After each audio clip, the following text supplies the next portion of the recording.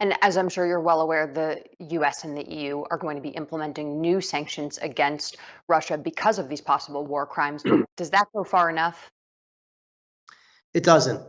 Listen, all these sanctions help, but they are coming too late and they're too few. It doesn't make any sense to sanction only 80% of Russian banks when Vladimir Putin controls 100% of the banks.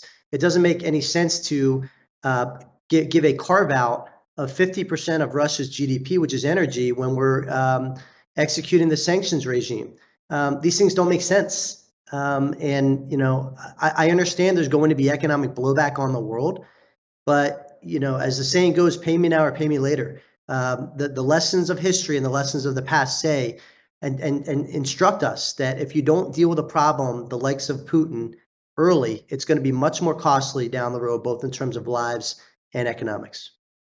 And this process that you just laid out of having Putin actually face an international tribunal to be prosecuted for these war crimes and crimes against humanity, have you gotten the sense that this is actually in the works here?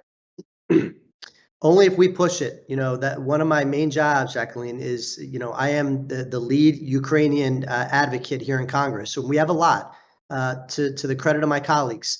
Bipartisan support for Ukraine is off the charts. The people on the other side of this issue are few and far between, as they should be.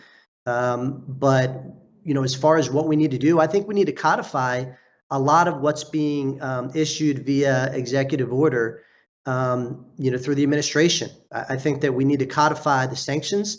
We need to tighten the noose on Russia's economy, because right now the sanctions have been somewhat effective, but the ruble is back to its pre-invasion levels right now. So, Putin was prepared for these sanctions, both through his use of cryptocurrency. He's got $600 billion in gold reserves that he intentionally stored to ride out sanctions to stabilize his currency.